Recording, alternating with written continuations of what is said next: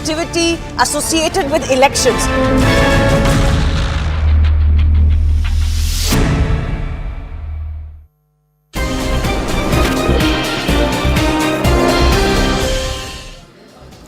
Good evening, hello and welcome. You're watching The Nation at 5. I'm Anusha Sonia. Top focus this hour is the visit of External Affairs Minister Dr. Jaishankar to the country of Iran.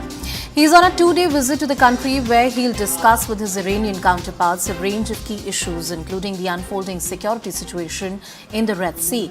The Ministry of External Affairs said that the two ministers will deliberate on bilateral, regional and global issues. Jaishankar's planned visit to Tehran comes against the backdrop of growing global concerns over the Houthi militants targeting merchant vessels in the Red Sea amid Israel-Hamas conflict. Let's cut across to some latest news coming.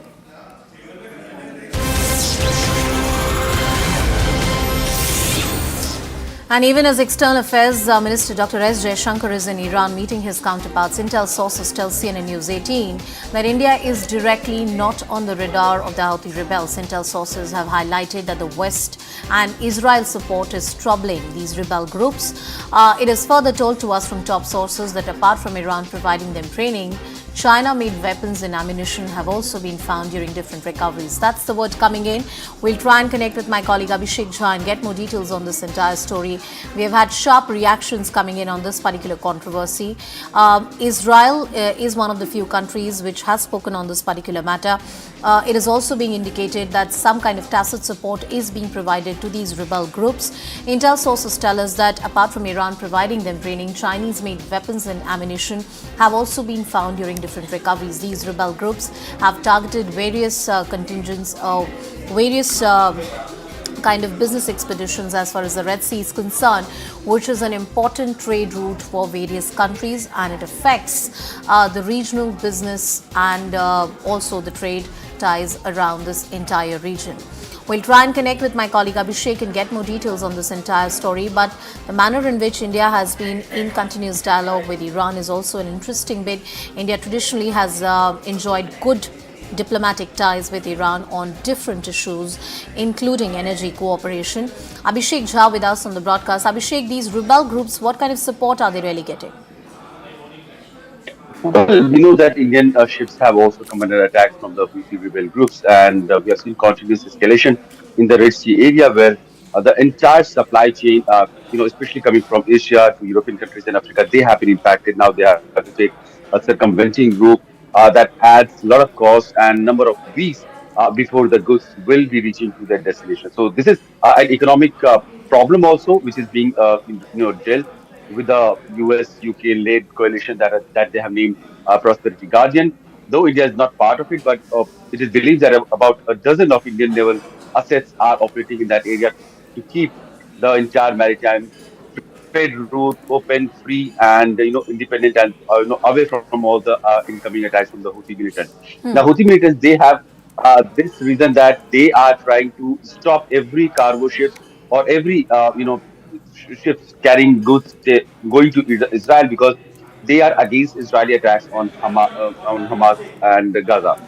Now, as Jaishankar's visit to Tehran is happening in this context, where he is supposed to talk about how to keep that entire trade route free and open for all for the navigation purposes, because it is believed that Houthi militants are largely being supported by Iranian-led government, and all the ammunitions, arms, and long-range missiles that Houthi militants have used in the past few days are supported and provided by the Iranian regime. So, if Iran happens to listen to the world opinion, probably that would help Houthis to bring down the temperature in that Right. region, and that would help the economic problems of the world as well. Geopolitical expert Pathikrit Payne is also joining us on the broadcast. Good evening, Pathikrit. Thank you so much for joining us. Interesting developments coming in, and these are top sources that tell CNN News 18 that the Western Israel support is troubling the Houthis, and apart from Iran providing them training, Chinese-made weapons and ammunition have also been found during different recoveries. How do you see these developments? Well, invariably, there is no doubt that the Houthis, whatever they're doing, are not doing for the sake of themselves alone. I mean, Houthis, beyond the point, do not have the wherewithal to do all these things. So, whether it is the Hamas or the Houthis, there are telltale signs and major allegations about the presence, whether it's about training or weapons. Pathikrit, can you still hear me? including some of the Indian ships being attacked. Those things invariably would have an impact on the price of oil, and that is a major cause of concern for India. Secondly, as things stand today, so far as Middle East is concerned, potential possibility of the conflict going out of proportion and becoming a regional conflict cannot be ruled out. Countries like UAE and Saudis do not share the best of relationship with Iran. So I think that the presence of India's External Affairs Minister, his visit to Iran is important not just from the perspective of India, but also from the perspective of Middle Eastern peace.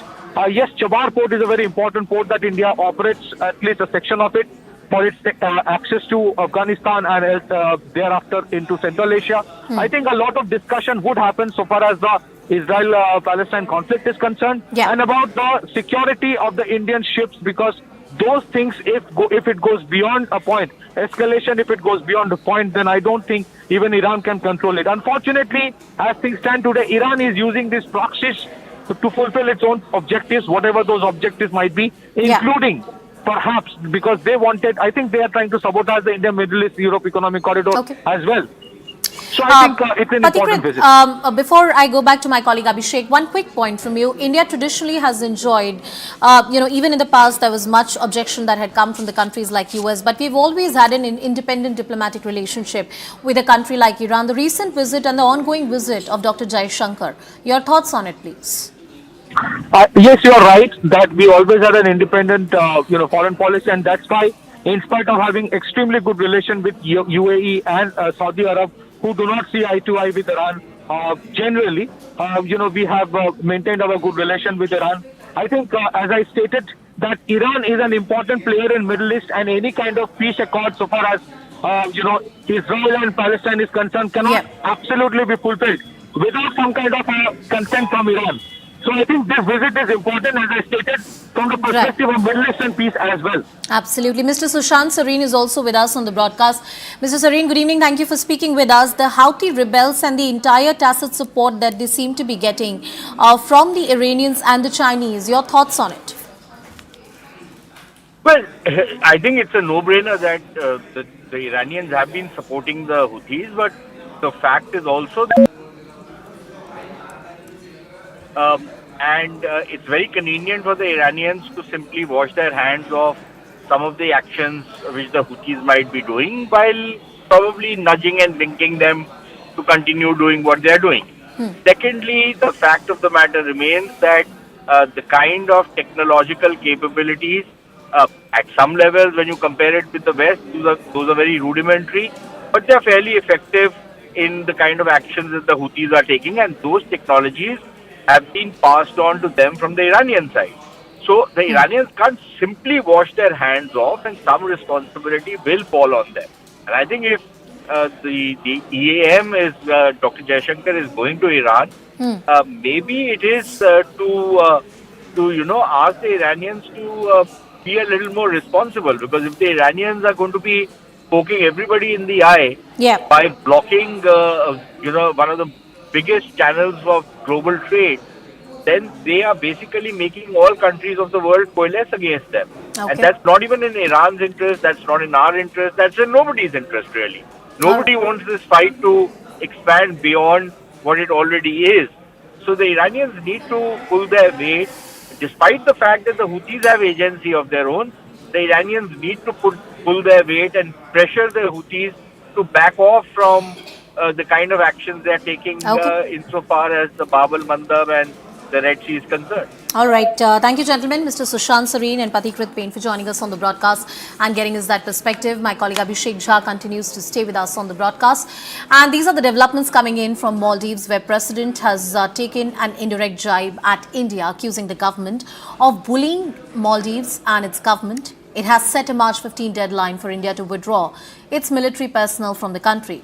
The deadline was announced on the day one of the high-level core groups held its first meeting in Malé on Sunday. Returning after a 5-day state visit to China, the president of Maldives struck a defiant note, saying that his country may be small, but it doesn't give India the license to bully. Those are the strong words that were used by the Maldivian president. My colleague Abhishek Jha joining us on the broadcast, giving us more perspective on the story. Abhishek, break down the details for us, please. Well, we have seen those high-level core committee meeting has happened between India and Maldives, and the formalization or the institutionalization of this meeting was during the time when Prime Minister Modi and President Muizu held a meeting in Dubai on the sidelines of COP meeting.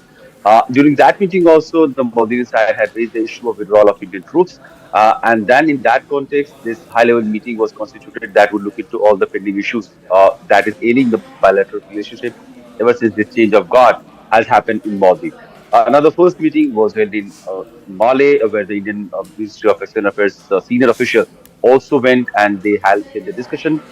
During the meeting, the Indian side especially says that they worked on or they discussed the workability of how the presence of Indian naval assets or helicopters can be used for the assistance and emergency aid that they have been providing for the people of Maldives. While the Maldivian Foreign Ministry especially says that they did discuss about the early withdrawal of Indian troops from the island.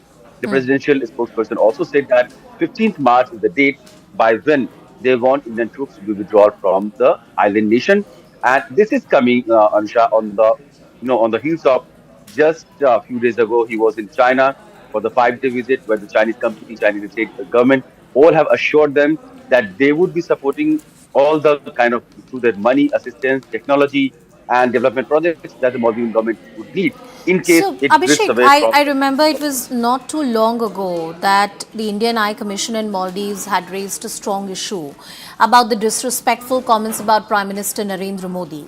And in fact, the government had also suspended the 3 deputy ministers who were at the center of the controversy. And now, in less than a week, in about a week, we have this entire controversy spilling in this manner. What explains that? Well, to say that Prime Minister's visit to Lakshadweep and then the retaliation by some of the ministers is the reason of this ongoing diplomatic standoff would not be right, because the overall politics that President Muizu's party or his coalition has been working around has been against India, anti-India, or India out campaign. He himself was a very strong advocate of out India campaign, where they wanted about 80 or 90% of Indian security establishment to be removed from the island nation because they think that is an intervention in their sovereignty, and probably India would use Maldives in the long term as a naval base. So that has been his political rhetoric. So to say that it has to do with anything of recent development, that would not be fair. Of course, it has agitated people on both the sides. It has given fodder to the media and people to vent out their frustration between the against the Maldivian side. But the reason is quite deep. There is a Chinese influence, Chinese economic interest, Chinese strategic interest through in the hands of which President Muizu and his government and his coalition is playing, and the kind of second foreign visit he just had in China, few days being in power, that also explains kind of support and assistance and assurances that he's getting from the Chinese side. That would really be a concerning factor in the days to come against in for the Indian security establishment in the Indian Ocean region. Well, any recent controversy for that matter cannot be the sole trigger of the kind of tensions that we are seeing between India and Maldives at this point in time. But what I meant to say, Abhishek, is that the kind of build-up that we have seen in the last 2 weeks and what it indicates, what is happening between the two nations. But thank you so much for joining us on the broadcast and putting all of that into perspective for us. Let's move on. There's some more breaking news coming in hours after Master Blaster Sachin Tendulkar flagged a deepfake video in which his voice was manipulated to promote an online game. Union Minister Rajiv Chandrasekhar assured tighter rules under the Information Technology Act to ensure compliance by social media platforms operational in the country. We'll try and get my colleague Pallavi Ghosh on the broadcast to give us more perspective. Pallavi, not once but on many occasions, the government has tried to tell people that, look, we will ensure that the IT rules are implemented with utmost strictness. We'll ensure that these kind of deep fakes are taken care of. Once again, an assurance coming in from the minister concerned. And this is recently after several celebrities had complained about how there were these deep fake videos coming up, which is also seen as a huge dangerous precedent which is being set it can have very dangerous repercussions as well. And since then, the government has been monitoring the entire situation. Now, in this case, Rajiv Chandrasekhar, the concerned minister, has also tweeted out a reply. So what we are being told is that the government is going to come out with some very stringent provisions. The accountability of the social media sites or the social platforms also is going to be considered to be extremely high. They have to ensure that they have adequate protection or a structure to ensure that these kind of deep videos do not get any platform. But apart from that, if it is traced up to any person who's doing it or a group which is doing it, again, they're going to be facing stringent punishment. So these are the kind of measures which the government is mulling upon. And I think those announcements can expect anytime soon to ensure that deepfake videos do not come up. Deepfake videos do not come up. Pallavi, if we also talk about and try and understand the tightening of rules that has happened from the side of the government as far as the IT rules are concerned, what kind of action has been taken by the government on the legal or the policy front? See, so there was this recent case, if you remember, of a deepfake of a film actor. There was one about Katrina Kaif, and there was about Rashmi Tana. Also, those deepfake videos came up. It was, of course, traced down, and the culprits were found. But the point is that very often these deepfake videos get a lot of traction because they are social media platforms which often use it, and they gave the traction to it. That is in the case of the culprits, of course, they were arrested. But the social media platforms were also pulled up, and they were told to pull down these kind of videos. See, what's really going to happen now, Anusha, is that the social media platforms will also be expected to go in for a deep fact check before they put up any kind of a video. They have to be fact checked. If they are found to be deepfake, then they are going to be held equally culpable as well.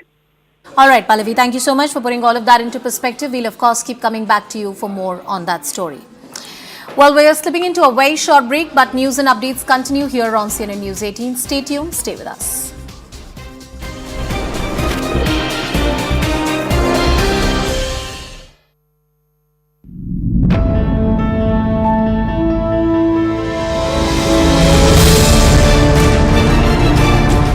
Nowhere in the country is the whole idea of maintaining roads, maintaining drain slabs, repair of roads, nowhere is it outsourced to corporates or to any other entities. It's the job of the government, it's what people pay taxes for.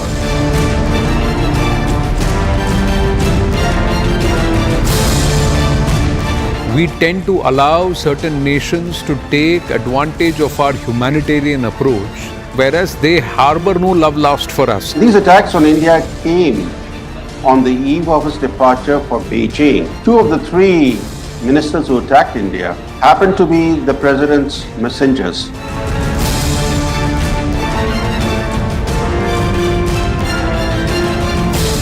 If India had ghettoized its Muslim population and Hindu supremacists had launched a genocide, why would Arab countries be deepening their engagement with India under Modi's leadership? Not very usual, although it has happened in Narendra Modi's tenure as Prime Minister, but still quite unique to have a foreign dignitary, foreign head of state participate in a roadshow, which is a very Indian-like activity associated with elections.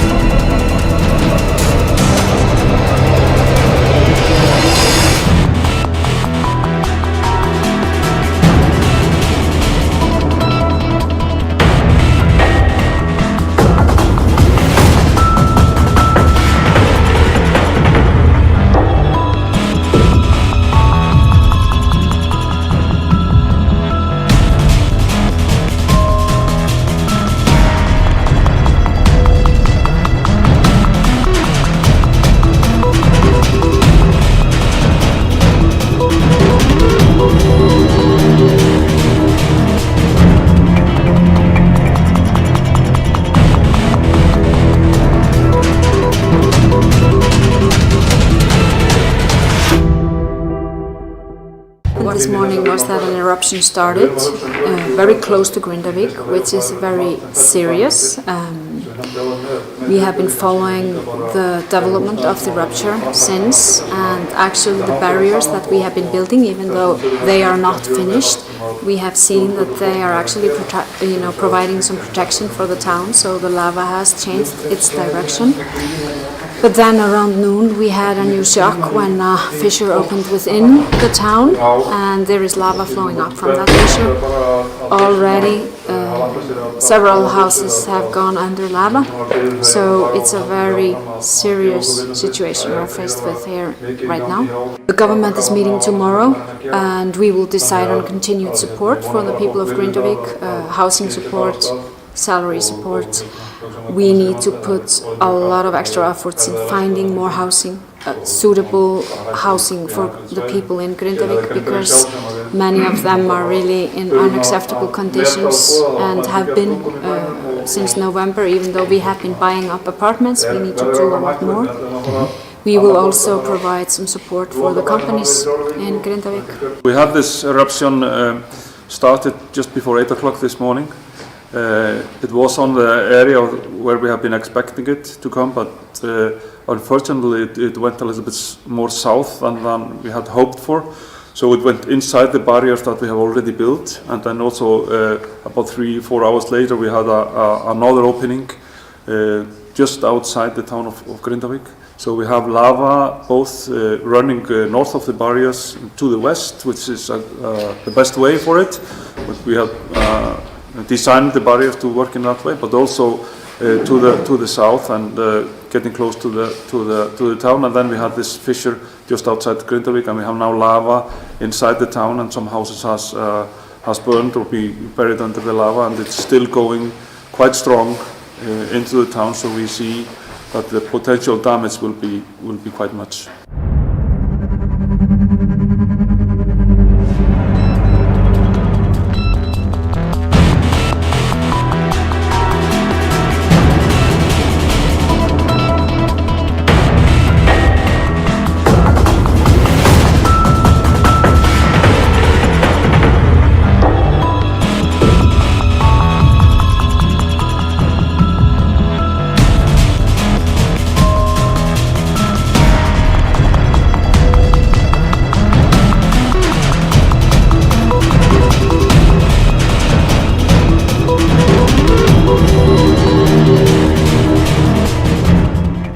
It's tough in many ways, but I am optimistic by nature, and I try to maintain optimistic. But you know, this is big. This is serious. It's basically as bad as can possibly get, although it might get even worse. Who knows? So I mean, I'm born in this town. I actually live in the house that I'm born in, and it's a tough thought to think that this town might be over, and I would have to start all over somewhere else. But if that's the case, then that's exactly what we'll do. We always hope that, you know, the last eruption that was on the 18th of December, that was further away, and that didn't bother us at all. There was nothing to worry about, basically. So we were kind of hoping it would, you know, be coming up there or even further away from us. But the worst case scenario just happened, and that's what we're dealing with. It's very sad. We grew up there. This is how I miss my Ollie's coffee shop. I would start the day there where the other brother is running that one, and a lot of good people. It's extremely sad. It's unbelievable. And I thought that I would never live to, you know, witness this. It's been quiet for 800 years. 800 years. But hopefully this will only last for 1 or 2 days, like last eruption. It went up. It was very big, but the morning after it was almost over. So we'll just have to hope that this will end soon. So, yeah.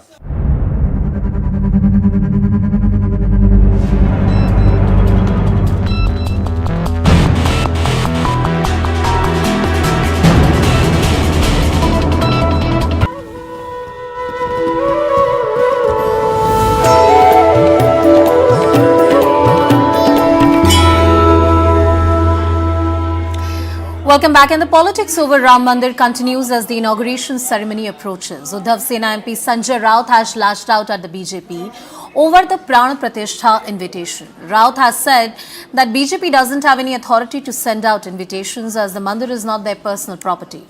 BJP has taken a dig at the opposition parties and called them seasonal Hindus. Interestingly, the Congress top brass has declined the invitations for January 22nd, but the leaders of the Congress state unit in Uttar Pradesh visited Ayodhya today. The leaders took a holy dip in Saryu River on the occasion of Makar Sankranti. Ram मंदिर में, राम मंदिर की inauguration में UP Congress जाएगी, अगर जाना चाहती है तो जाना चाहिए, निमंत्रण है। राम थोड़ी भारतीय जनता पार्टी की प्राइवेट प्रॉपर्टी है, राम सभी के है ना, सबको जाना चाहिए। जिनको जिनको बुलाया है उसी ने भी जाना चाहिए और जिनको नहीं बुलाया है वो लोगों ने भी जाना चाहिए। ये कौन देने वाले है इनविटेशन राम मंदिर का? ये कौन है? एक बीजेपी का कार्यालय बनाया है क्या अयोध्या में? जाकर देखिए मंदिर वहां बन गया है क्या नहीं बन गया है। जिस जगह पर मंदिर बनाने की बात चल रही थी वहां मंदिर नहीं बना है, वहां से 4 किलोमीटर दूर मंदिर बना है। वो तो कोई भी बना सकता था, लेकिन हम उसमें भेद नहीं करना चाहते। जहां हम मंदिर बनाने की बात कर रहे थे वहां मंदिर नहीं बना है।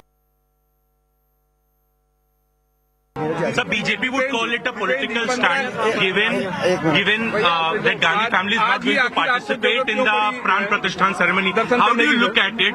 Because we saw you taking a holy dip in River Saryu. Do you see that it has been done to counter the narrative of BJP? देखिए, आज मकर संक्रांति के शुभ अवसर पर भगवान श्री रामलला जी के दर्शन कर आशीर्वाद प्राप्ति के लिए और विश्व ब्रह्मांड में खुशहाली हो ऐसी उनके दरबार में अभिलाषा लगाने के लिए यहाँ पर हम लोग इस भाव से आए हैं। और मैं कोई पहली बार नहीं आया, मैं पिछले वर्ष भी भगवान श्री रामलला जी के दर्शन यहीं पे अयोध्या नगरी में मैंने यहीं पे आके हमने किए थे।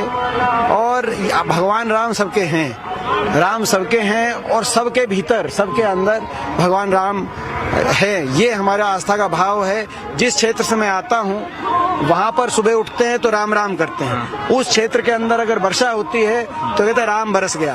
उस क्षेत्र के अंदर कोई नया काम शुरू करते हैं तो कहते हैं लेके राम का नाम। अगर खेती करे तो मजदूर किसान अगर हल चलाए तो लेके राम का नाम, कोई अगर व्यापार करे तो लेके राम का नाम। तो भगवान राम सबके आस्था के प्रतीक हैं। इस भाव से हम लोग यहाँ पे आए हैं। Joining me now is Mr. Akhilesh Pratap Singh. Sir, you have taken a dip in River Saryu and here we are speaking. Sir, many would look at this visit. In fact, many political observers are saying that this is nothing but to counter narrative that BJP is trying to create, that Congress is anti-Hindu and anti-Ram. Do you agree to this? And this is the reason that the full delegation has come to take a holy dip in River Saryu? Congress और पूरे देश के लिए भगवान राम आराध्य हैं, आस्था के विषय हैं। बीजेपी के लिए राम राजनीतिक विषय है। बीजेपी घबराई हुई है, डरी हुई है, क्योंकि बीजेपी पाप कर रही है, अनर्थ कर रही है। इतने सदियों से प्रतीक्षित जिस राम मंदिर का निर्माण हो रहा है उसमें अर्धनिर्मित मंदिर में प्राण प्रतिष्ठा नहीं की जानी चाहिए। शास्त्र सम्मत कार्य करते, या तो पहले बना लिए होते या 2 महीने बाद बना के करते। क्या जल्दी है? उन्हीं को करना था, लेकिन अनर्थ क्यों कर रहे हैं? बट इससे पहले भी कई मंदिर हुए हैं जो बिना पूरे बने, जिनके प्राण प्रतिष्ठा नहीं हुए हैं, कभी नहीं। सोमनाथ के मंदिर को लेके भी ये बात किया जा सकता है। मंदिर भी जब पूर्ण हो गया था तब हुआ था प्राण प्रतिष्ठा और उसका जीर्णोद्धार हुआ था। यहाँ प्राण प्रतिष्ठा कर रहे हैं। क्या कांग्रेस घबराई हुई है कि हिंदू वोट बैंक? घबराई तो बीजेपी है, नहीं कि हिंदू वोट बैंक छटक ना। कांग्रेस कहाँ घबराई हुई है? कांग्रेस जो है हिंदू या किसी और जात के बैंक को वोट को बैंक समझ के राजनीति नहीं करती। तो सोनिया जी, राहुल जी क्यों नहीं आ रहे प्राण प्रतिष्ठान के लिए? अरे वो जब मन करेगा आएंगे। भगवान के और भक्त के बीच में ये कौन है? नहीं, भगवान और भक्त के बीच में ये कौन है बुलाने वाले?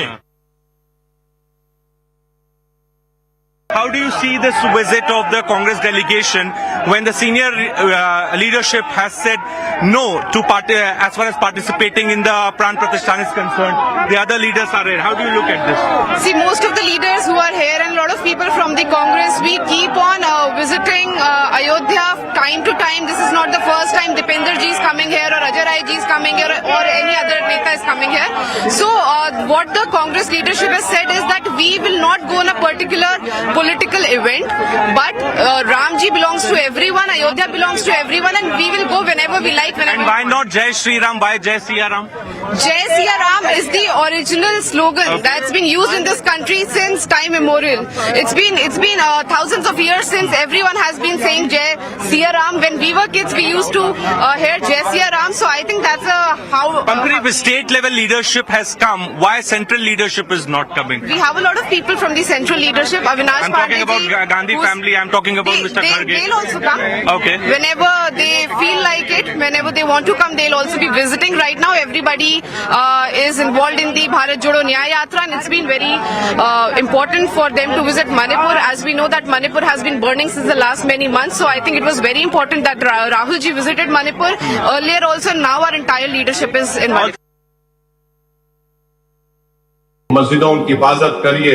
मौजूदा दौर में जो हुक्मरान हैं वो पूरी कोशिश कर रहे हैं कि मस्जिदों को गैराबाद कर दिया जाए, मस्जिदों की अहमियत को कम करके रख दिया जाए, मुसलमानों को इस्लाम से दूर कर दिया जाए। इसलिए हमारी जिम्मेदारी है कि हम मस्जिदों की हिफाजत करें।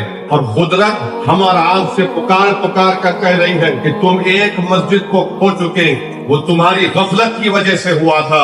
अगर आप होश के नाखून नहीं लेंगे तो फिर ये तमाम जो लोग आज इख्तिदार की कुर्सियों पर बैठने वाले हैं, ये जालिम लोग, ये हमारी मस्जिदों पर ललचाई हुई नजरों से देख रहे हैं। अगर हम नहीं खड़े होंगे तो अल्लाह किसी और से अपने दीन का काम लेगा। हम अल्लाह के मोहताज हैं, अल्लाह हमारा मोहताज नहीं है। And as the unveiling ceremony of Ram Mandir in Ayodhya is scheduled for the 22nd of January, Makar Sankranti Snan is scheduled in the Saryu River. Around 5 to 6 lakh devotees have taken the ceremonial bath today. Uttar Pradesh Chief Minister Yogi Adityanath had directed that there should be proper cleanliness and beautification of the ghats ahead of the auspicious festival. There was a well-maintained environment, and for the significant event, direct flight connectivity between Mumbai and Ayodhya is also set to commence today. Australia is gearing up for Ram Janmabhoomi Pran Pratishtha Utsav. Hindu organizations have organized a series of events, including various cultural programs ahead of the Pran Pratishtha ceremony. Cutting across to my colleague Siddhant, who is joining us live from the Lata Mangeshkar Chowk in Ayodhya. Siddhant, we've been watching your ground reports. Tell us what the mood today is like in Ayodhya. Well, yes, in fact, I have this family which has come from Rajasthan, and in fact, they are celebrating, they are singing Ram Bhajan. So this is a routine mood here in Ayodhya. Wherever you go, in every street corner of city, you will find one or the other toli chanting Ram Bhajans or dancing to the Ram's tune. We'll speak to some of them. एक minute, aunty आप कहाँ से आए हैं? राजस्थान सीकर। राजस्थान से आए सीकर। तो रामलला के दर्शन हुए? हाँ, अभी तो हुए हैं। तो अभी क्या आप लोग 22 तक यहाँ पे डेरा डालेंगे? 25 तक आए। 25 तक यहाँ पे। क्या कोई हवन में भी पार्टिसिपेट? हाँ, हवन में आए। क्या है कार्यक्रम, क्या रहेगा आपका? अभी हम लोग सुबह हवन करते हैं, हाँ। उसके बाद सत्संग वगैरह होते हैं, हाँ। और दर्शन के लिए चले जाते हैं। हाँ, तो ऐसे ही आप लोग डांस करते रहते हैं और भजन करते रहते हैं? बस हमको तो राम नाम से काम है। हाँ, अच्छा। कितना बड़ा दिन होने जा रहा है 22 जनवरी जब प्राण? 22 जनवरी का दिन की कोई सीमा नहीं है। कोई सीमा नहीं है। कोई सीमा। इंतजाम कैसे लग रहा है? अयोध्या जो सजी है वंडरफुल। अच्छा, बहुत अच्छा प्रोग्राम है। हाँ। और बहुत अच्छी सजावट है, सब बहुत सुंदर है। बहुत सुंदर, सब जगह सफाई है कि बस पूछो ही मत। तो 25 तक आप लोग यहाँ रहेंगे। हाँ, आप बताइए सर, कैसा? जय श्री राम। जय श्री राम। अयोध्या कैसा लग रहा है? बहुत सुंदर, बहुत सुंदर, स्वर्ग से भी ज्यादा सुंदर है ये, स्वर्ग से भी ज्यादा सुंदर। क्या सबसे अच्छा लग रहा है, क्या सबसे भव्य लग रहा है? सबसे भव्य राम मंदिर जो बन रहा है वो है, रोडे हैं वो बहुत अच्छी है, गलियों में भी 4 लेन हो गई है ये मान लो, और बहुत सुंदर, हर जगह राम राम की गूंज है। 25 तक यहाँ रहेंगे, लेकिन प्रधानमंत्री जी ने एक भाषण में कहा था कि लोग अपने घरों में रहें, वहाँ दिए जलाएं, ज्यादा भीड़ ना बढ़ाएं अयोध्या में। तो हमें यजमान में है, बिल्कुल हमें अलग व्यवस्था दी है रखने की। अच्छा, भवन में आया तो यजमान तो चाहिए ना। तो इतिहास जब बनेगा तो आप लोग मौजूद रहेंगे, हमारे बच्चे गवाह रहेंगे कि हमारे बाप दादा उस टाइम थे, और फर्स्ट फ्लाइट से भी हमें आने का मौका मिला। फर्स्ट फ्लाइट में भी, फ्लाइट में हम ही आप ही थे। हाँ बिल्कुल। So there you see these people, these Ram Bhakts have come to Ayodhya in the first flight, and now they are roaming around the city, singing bhajans and chanting Ram Naam. Back to you. Siddhant, what is the estimate like today? From today up till the 22nd of January, there are lakhs of people who are going to throng Ayodhya. How has the city prepared for this kind of footfall and for the historic event which is slated to happen?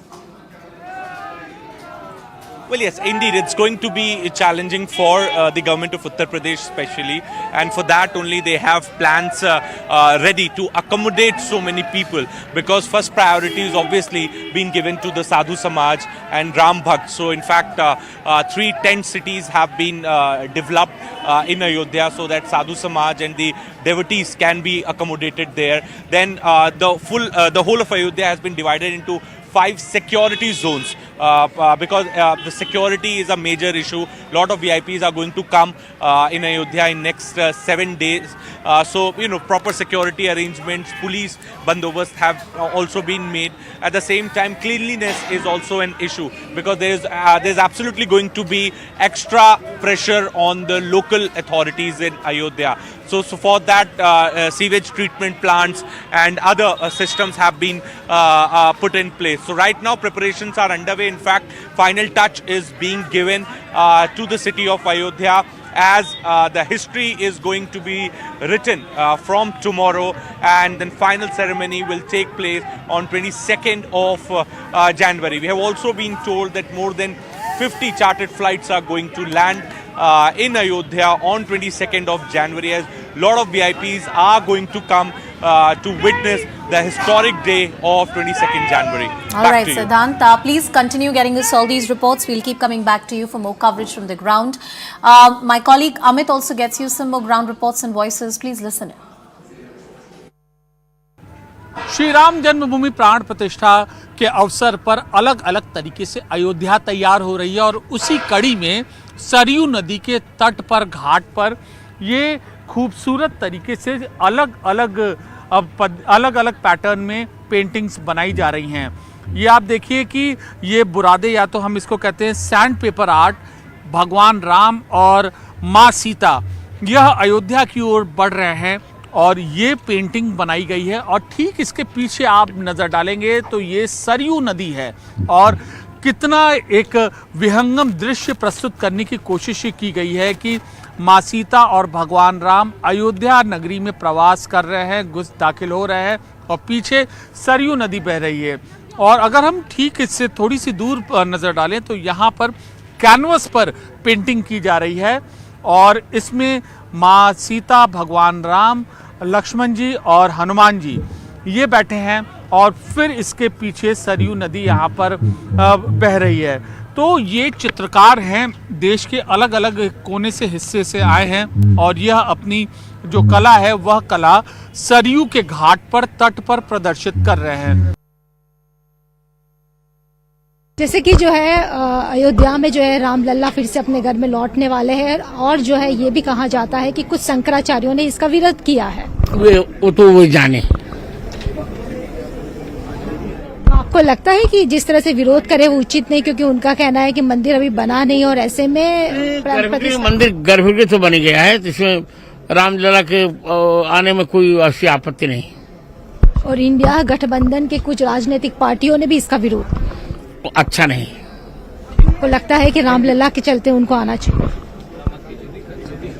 को लगता है कि उनका विरोध सही नहीं है। मैं बार बार कर रहा हूँ, उनकी राजनीतिक भूल है। तो लगभग सभी प्रकार की तैयारियां पूर्ण हो गई हैं। 22 जनवरी पौष शुक्ल द्वादशी भारतीय कालगणना में कूर्म द्वादशी है, अभिजित मुहूर्त है, मृगशिरा नक्षत्र है। प्राण प्रतिष्ठा दोपहर 12:20 पर प्रारंभ होगी। Lakshmi Narayan temple is the same temple which has been attacked by separatist force multiple times, and in fact, son of Mr. Satish Kumar, his house was also attacked a few weeks back. But despite all these threats from the separatist groups, we have been told that Lakshmi Narayan temple in Saray has planned events and programs on the occasion of inauguration of Ram temple. If you can elaborate a little bit on that, sir. Mishra ji, I could tell you, like on 22nd of this month, yes, in Ayodhya, inauguration of Ram Mandir happening.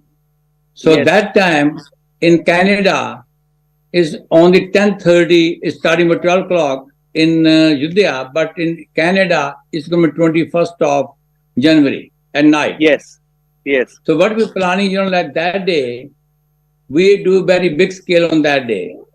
Yes. And in the morning, we're planning, like a car rally with the flags yes, of Shri Bhagwan Ramji. Yes. And doing about 150 car and going to one place and from temple and go to Barnaby temple and they come back to Sari temple. And then there are a lot of our stalls going to be there. So right now, we are distributing the flags, which written the name of Shri Bhagwan Ram. And also we telling our people, devotees to put it, on that day, put it, like diya. Talk to us about the excitement, excitement in Canada as far as the inauguration, Pran Pratishthan of Ram Lalla is concerned. Yeah, the people are very anxious and want to enjoy this function, like in the history of this one, like Ayodhya, Mandir, like people are enjoying, they're asking a lot of questions to us, and that's why we do all the preparation. So the people are going to participate, and also we, like we go to TV, like especially in Canada, it's a lot of political party also involved in this kind of functions, because in Canada, like they're not too much population like India, but the lot of political party also involved in that. Because we are calling all the head leaders like the Conservative Party of Canada, Pierre Oliver, and also like joining with all the MPs, MLAs, and the city council. So you are telling us that Pierre Oliver is going to be the part of the celebration? Yes, he gonna be arrive. Probably he gonna be. That's our planning. Like we're arranging for that. He was thinking, like coming 8 p.m. Canadian times on 21st, and then all the leaders were inviting that on that day. And we also do have fireworks. We do big fireworks going on for 23 minutes, something like on 9 p.m.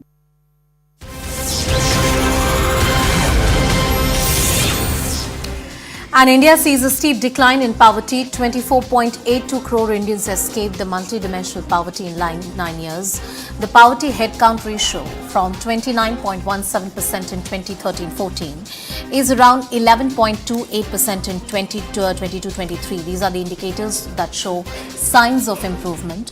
Uttar Pradesh, Bihar, Madhya Pradesh have recorded the largest decline in the number of poor people between 2013-14 versus 2022-23. So that's the comparison that we are drawing. Pal with us on the broadcast. Pal, can you put these numbers into perspective, please?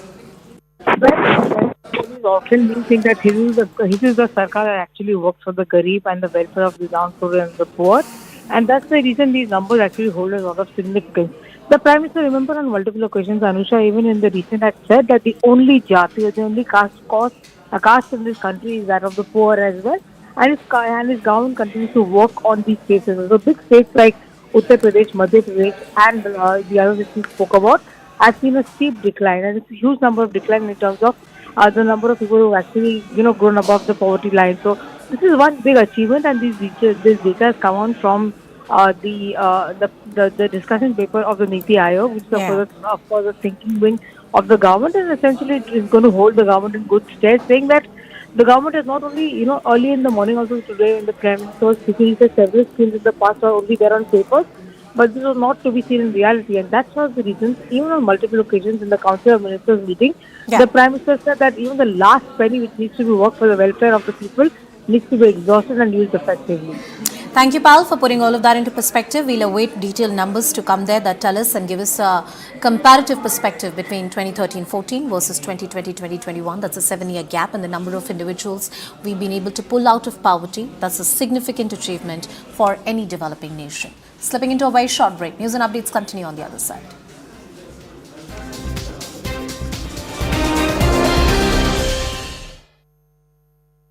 Brought to you by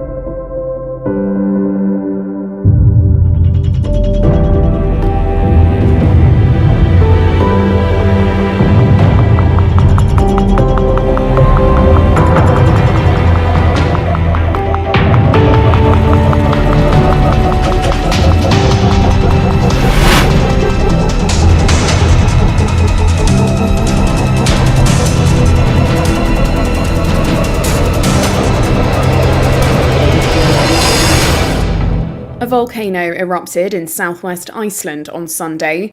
It's the second volcanic eruption on the Reykjanes Peninsula in less than a month. The eruption, which began in the early hours, posed an immediate threat to a small nearby fishing town.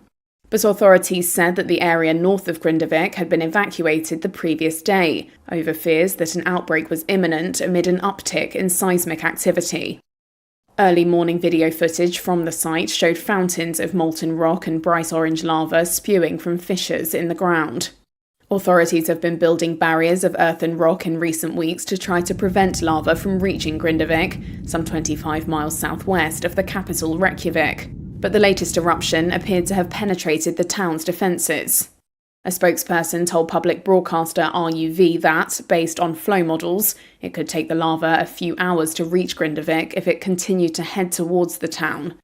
The eruption marks the fifth in Reykjanes since 2021.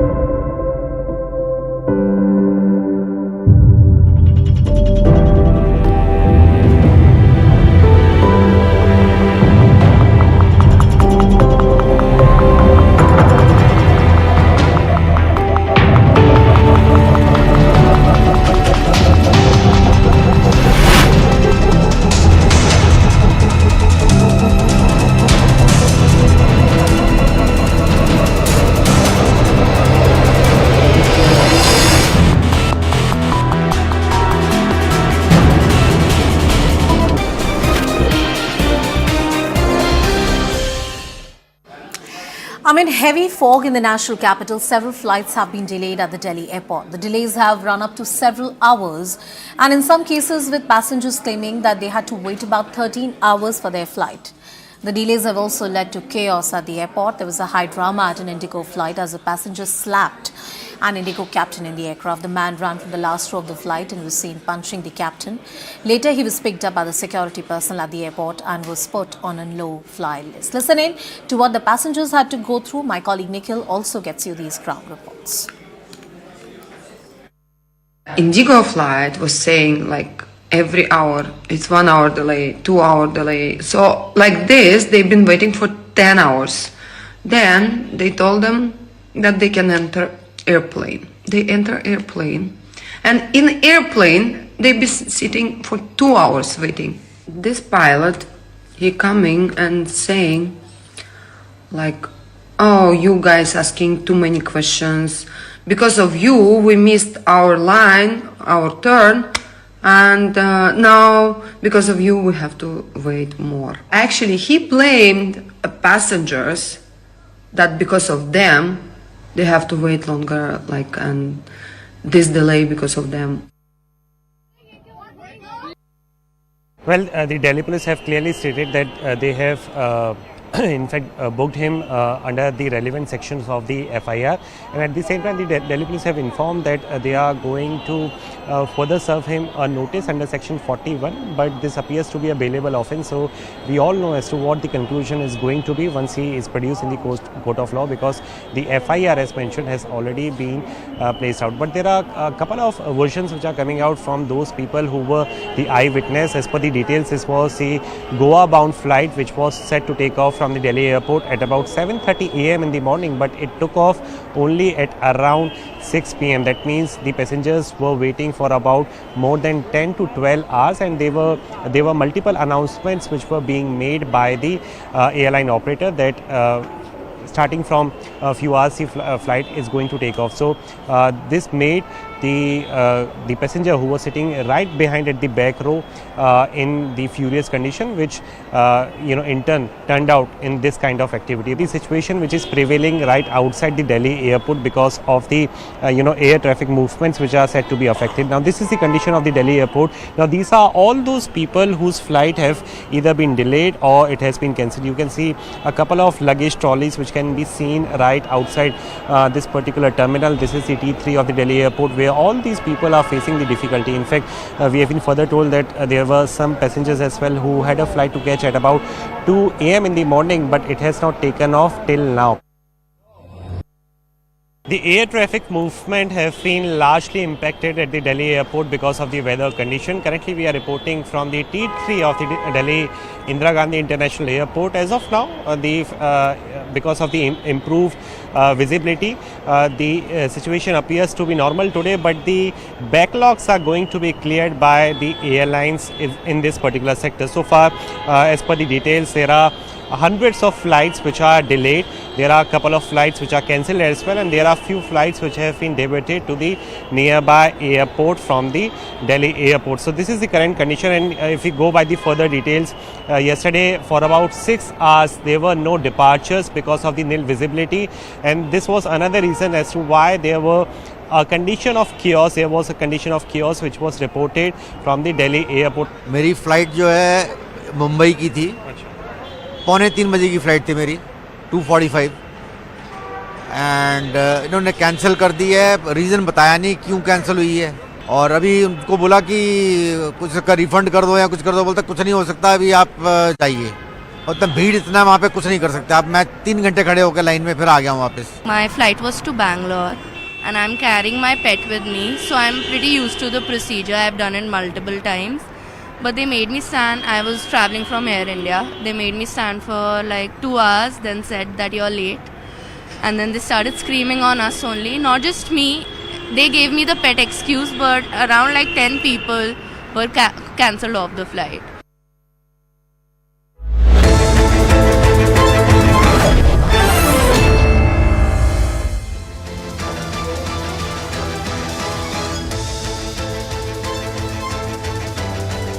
Welcome everyone. Thanks a lot for staying with us. You're watching Plain Speak with me, Shivani Gupta. Countdown has begun for the mega Ram Temple ceremony on January 22 when the Pran Pratishtha of the new Ram Lalla idol will take place. Prime Minister Narendra Modi will preside over the event. Ayodhya is all decked up for the grand affair, drawing dignitaries and people from all walks of life. Now, as the Pran Pratishtha ceremony inches closer, a book published by Somnath Trust earlier shows a clear parallel with the Pran Pratishtha ceremony of the Somnath Temple in 1951 and the Ram Temple now. Shortly after independence, the Somnath Temple was reconstructed and the Pran Pratishtha was held despite the temple not being fully constructed. Today, objections are being raised at Ram Mandir events since the entire temple is yet to be completed. Some are saying that this is just because of politics and elections and not according to the Shastras. So is this criticism a shallow way of obstructing the ceremony, or is it really rooted in Shastras? There is another aspect that has not changed. Then Prime Minister Jawaharlal Nehru was opposed to the idea of the reconstruction of the Somnath Temple. He tried to discourage then President Rajendra Prasad from attending the consecration ceremony. But Dr. Prasad was present in person to witness the making of history. BJP argues that Congress is declining the Ram Mandir invite today and calling it a BJP RS